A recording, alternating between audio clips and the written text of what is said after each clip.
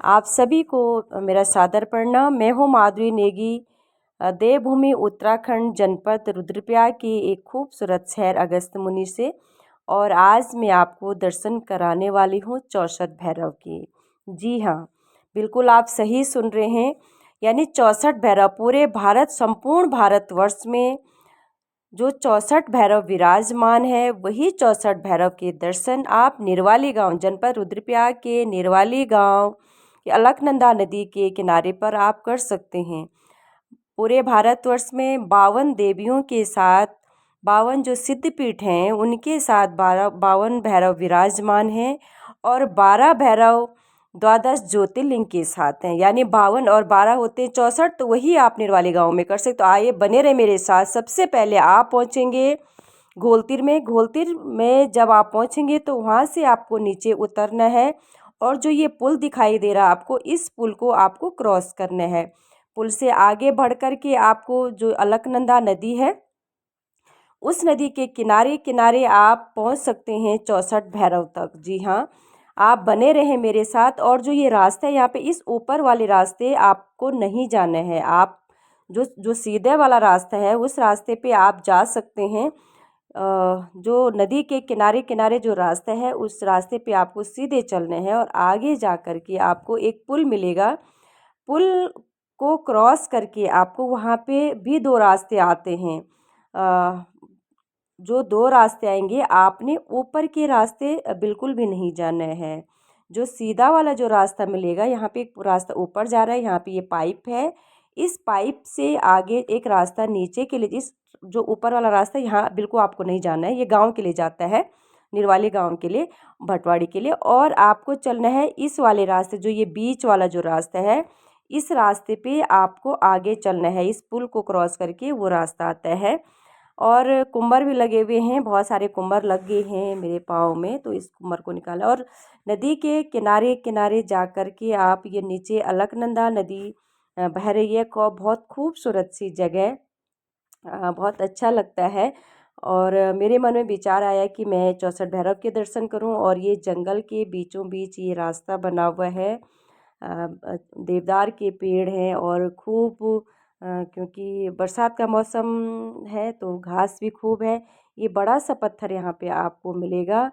इस पत्थर से आगे आपको चलते रहना है। आगे जाकर आपको एक छोटा गदेरा मिलेगा। गदेरे से ऊपर ये आपको थोड़ी सी चढ़ाई देखने के लिए मिलेगी। तो इस पे थोड़ी चढ़ाई है। चढ़ाई को क्रॉस करके फिर आपको आगे चलना है। आगे जा कर के आपको एक बहुत बड़ा मैदान दिखाई देगा। जैसे आपने अगस्त्यमुनि का मैदान देखा होगा, तो ऐसे ही मैदान आप वहाँ पे देखेंगे। और वहाँ पे आप देखेंगे कि पीपल और बड़ और पीपल के बहुत बड़े बड़े वृक्ष हैं। शायद वो किसी ने लगाए होंगे, और जिन्होंने भी लगाए हैं ये बहुत अच्छे तरीके से लगाए हैं। बहुत विशाल विशाल पेड़ आपको यहाँ पे दिखाई दे रहे होंगे। और आप सामने देख रहे होंगे तो लगभग 5 और 6 पेड़ हैं, ये इतने बड़े बड़े पेड़। और ये बहुत बड़ा मैदान है। और यहाँ आप देख सकते हैं, ये पूरा आपको दिखा रही हूँ। ये पूरा विशाल मैदान है। यहाँ पे आने वाले समय में यहाँ पे बहुत बड़ा मेला यहाँ पे लग सकता है।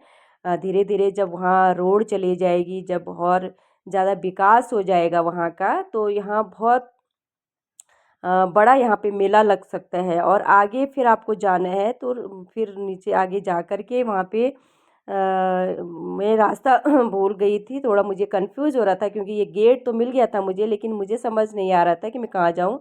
तब तक कुछ घसियारी मुझे मिल गई। तो यहाँ पे ये गेट है जो, तो ये गेट, एक गेट नीचे के लिए जाता है और एक गेट आप देख रहे होंगे सामने के लिए जाता है।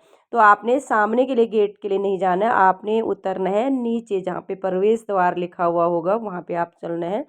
आगे जा कर के आप देखेंगे कि यहाँ पे सारे ये क्या बोलते हैं, कलश कलश लगे हुए हैं, आप देख रहे होंगे। और यहाँ का जो विकास क्या है, ये जो मेरे भाई, बड़े भाई हैं विजय कपरवाण जी, जिलाध्यक्ष भाजपा हैं आप, तो आप देख रहे होंगे उनके सौजन्य से ये विकास हुआ है और बहुत सुंदर। और यहाँ पे जो ये मोहल्ला है, ये है सरस्वती मोहल्ला। इस मोहल्ले का नाम है ज्ञान भैरव यहाँ पे है और सिद्ध विनायक विराजमान है यहाँ पे। 11 गणेश आप देख सकते हैं और ये 64 भैरव धाम देखने की जगह है। बहुत सुंदर और बहुत रमणीक जगह है। यहाँ जा कर के बिल्कुल आपको लगेगा कि हम बहुत अच्छी जगह आ गए हैं दोस्तों। बहुत सारी जगह हमने देखी हैं और आप 64 भैरव जो आगे आपको त्रिशूल दिख रहे हैं, ये त्रिशूल दिख रहे हैं, ये तो भैरवनाथ के प्रतीक हैं। तो ऐसे पूरा राउंड अभी मैं आपको दिखाऊंगी आगे जा कर के। तो ये सारे रास्ते में ये त्रिशूल लगे हुए हैं, यानी भैरवनाथ हैं ये। तो 64 भैरव के ये जो त्रिशूल हैं, ये सारे रास्ते में आपको देखने के लिए मिलेंगे। और कुम्भर भी मेरे पे बहुत ज़्यादा लग गए थे क्योंकि बरसात का मौसम था, घास बहुत ज़्यादा थी।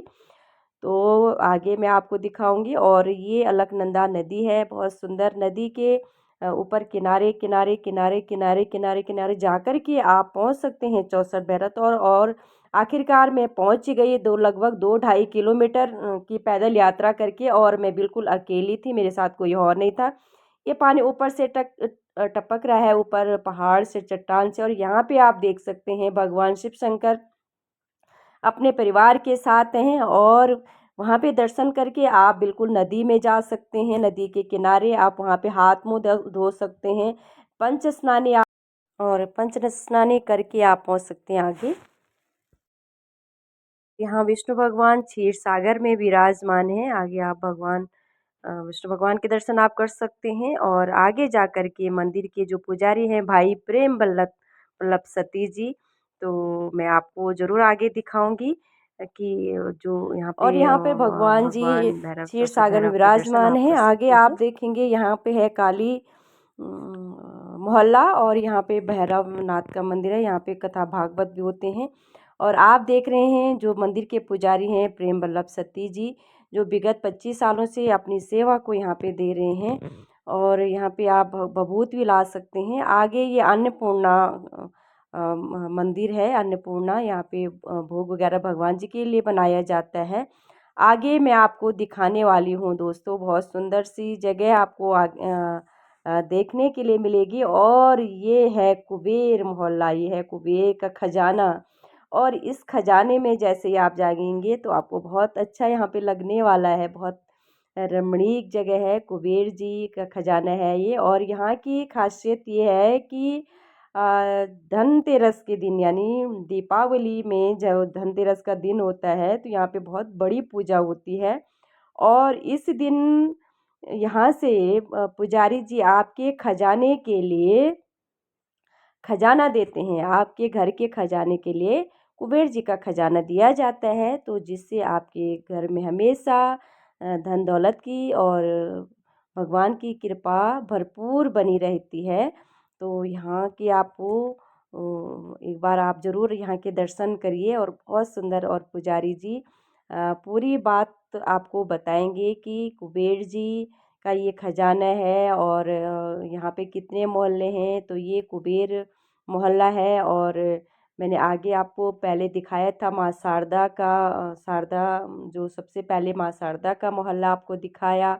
और उसके बाद मैंने आपको दिखाया लक्ष्मी मैया का। मैं आगे आपको लक्ष्मी माता का मोहल्ला दिखाऊंगी, लेकिन उससे पहले मैंने अन्नपूर्णा मंदिर आपको दिखाया, जहाँ पे अन्नपूर्णा यानी भोग प्रसाद बनाया जाता है।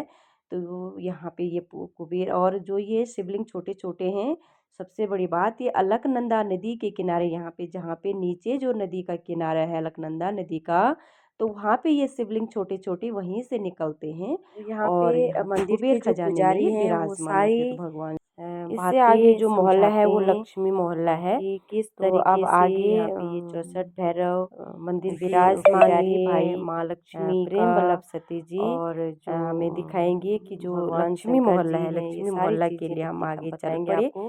तो ये आगे आपको मोहल्ला के अंदर जाकर के आगे दर्शन करना होता है।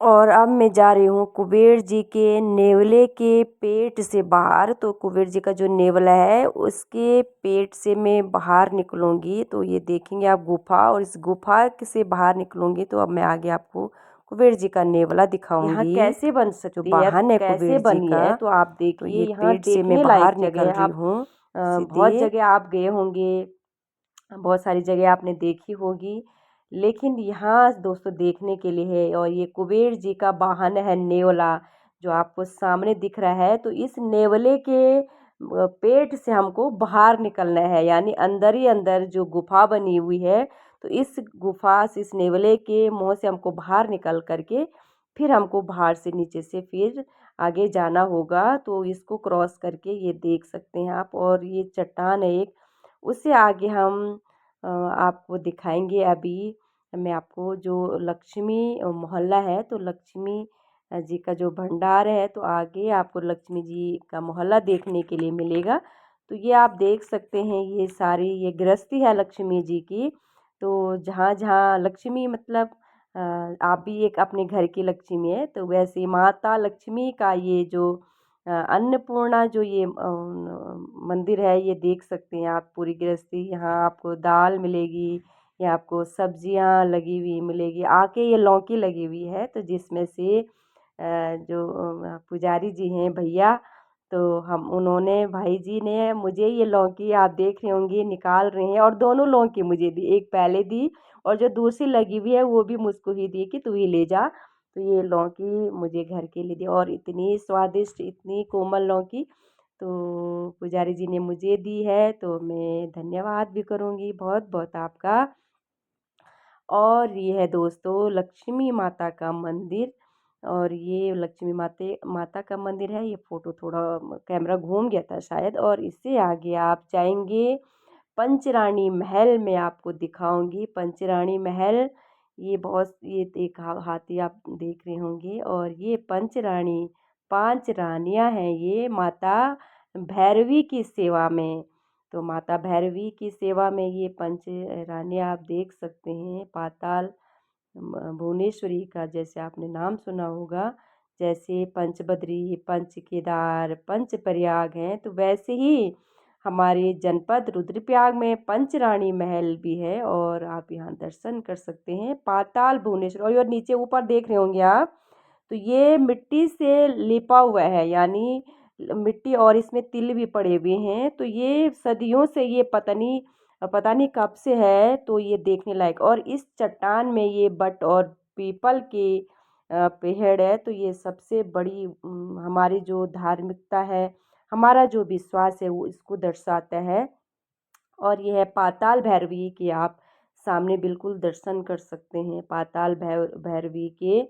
क्योंकि कहानी के अनुसार पाताल भैरवी राजा बलि की कुल देवी है।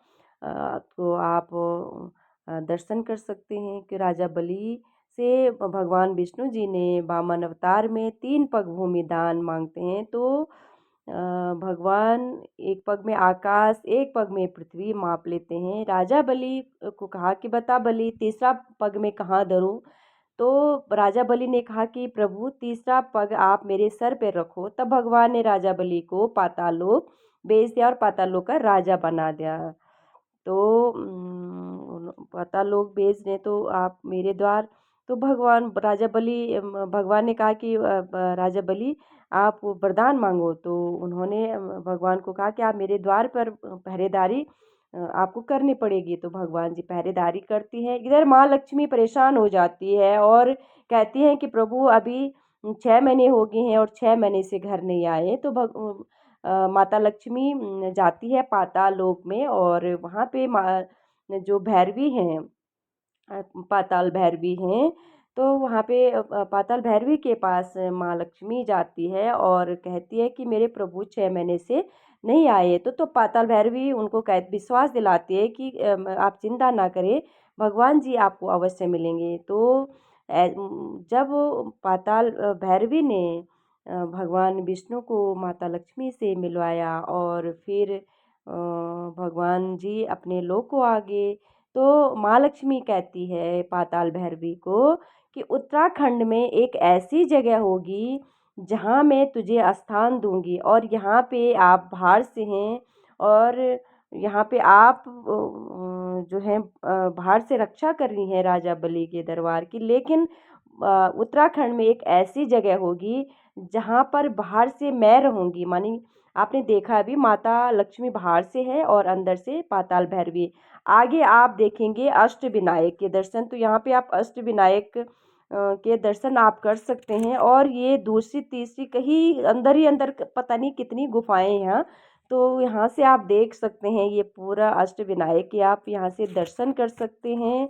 और ये जो अष्टविनायक की गर्भ गुफा है, इस गर्भ गुफा से आप आगे जो ये पूरा लिखा हुआ है, पूरा यहाँ का जो विकास है, तो आप देखने के लायक है। यहाँ पूरी ये आप देख सकते हैं गणपति भगवान के जो 8 नाम है, तो इसमें साफ साफ दिखाई आपको दे रहे होंगे। और जब आप दर्शन करेंगे तो वाकई में आपको लगेगा कि हम बिल्कुल एक नई जगह आए हैं, और बहुत अच्छा आपको लगेगा। तो इस गुफा से भी फिर आपको आगे जाना पड़ेगा, अंदर ही अंदर गुफा बनी हुई है और फिर आपको बाहर निकलना है।